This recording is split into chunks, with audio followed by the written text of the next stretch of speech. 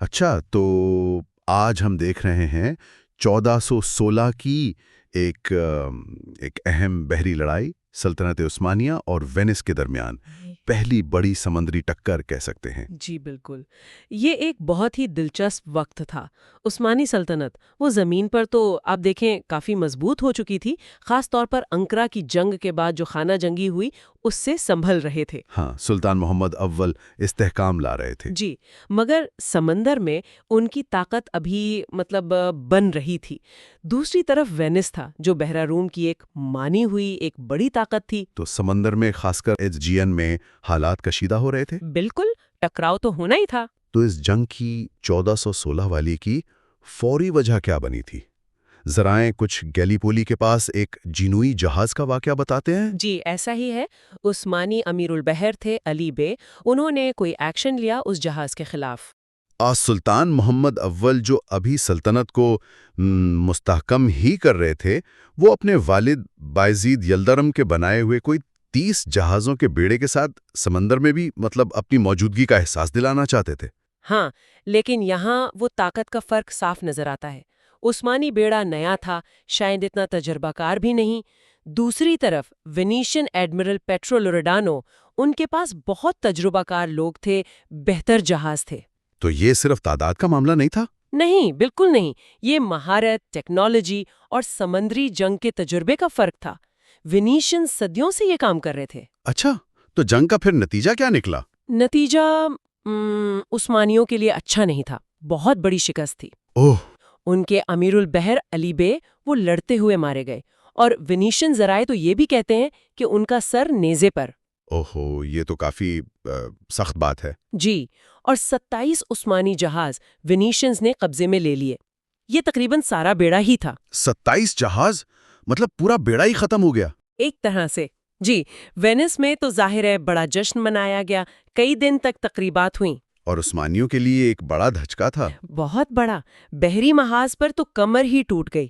لیکن یہ بھی دیکھنا چاہیے کہ اس سے پہلے سلطان محمد اول نے کچھ جزیروں پر جیسے ایوبیا اور سائیکلاڈز حملے کروائے تھے۔ اچھا۔ ہاں، یہ شاید وینس کو یہ پیغام دینے کی کوشش تھی کہ اگر ہماری تجارت محفوظ نہیں تو تمہاری بھی نہیں رہے گی۔ مطلب وہ چیلنج کرنے سے گھبرا نہیں رہے کہ وسائل کم ہونے کے باوجود۔ یہ بات تو ہے۔ اور سلطان کی توجہ صرف سمندر پر تو نہیں تھی، اندرونی طور پر بھی کافی کچھ چل رہا تھا۔ بالکل، ولاچیا کا مسئلہ تھا، وہاں مرچا اول سے خراج کا تنازع تھا۔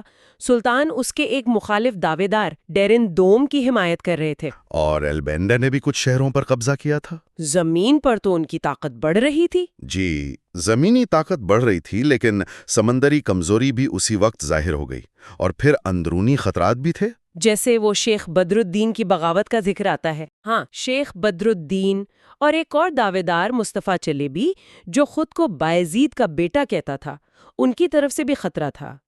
تو سلطان اصل میں کئی محاذوں پر لڑ رہے تھے۔ صحیح۔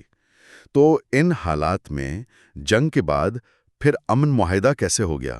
وینس تو جیتا تھا، انہیں کیا ضرورت تھی؟ دیکھیں، وینس جیت تو گیا تھا، لیکن شاید وہ لمبی جنگ نہیں چاہتے تھے۔ ان کے تجارتی راستے متاثر ہو رہے تھے، اور عثمانیوں کی زمینی طاقت کو وہ نظر انداز نہیں کر سکتے تھے۔ اچھا، مطلب وہ بھی جلدی صلح چاہتے تھے۔ شاید۔ اور سلطان محمد اول کے لیے بھی شکست کے باوجود امن قبول کرنا سمجھ میں آتا ہے۔ انہیں وقت چاہیے تھا۔ کس لیے؟ اندرونی معاملات کو سنبھالنے کے لیے، اور سب سے اہم اپنی بحری طاقت کو دوبارہ کھڑا کرنے کے لیے۔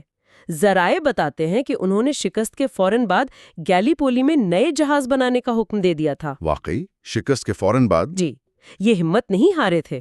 ہاں، تو خلاصہ یہ کریں کہ 1416 کی جنگ وینس کے لیے ایک واضح فیصلہ کن بحری فتح تھی۔ جی، وقتی طور پر تو تھی۔ ایجین میں ان کا کنٹرول مضبوط ہو گیا۔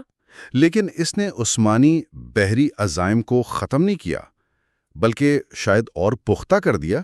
ایسا لگتا ہے اس جنگ نے یہ فرق بہت واضح کر دیا کہ عثمانی زمین پر کتنے طاقتور تھے اور سمندر میں اس وقت کتنے کمزور۔ صحیح۔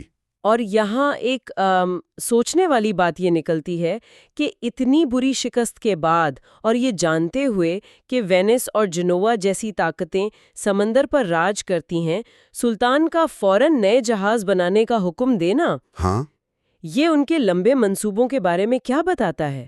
بحر روم میں طاقت کے توازن کو لے کر ان کی سوچ کیا تھی؟ کیا یہ صرف ایک وقتی رد عمل تھا یا ایک آپ کہیں ایک طویل مدتی حکمت عملی کا آغاز؟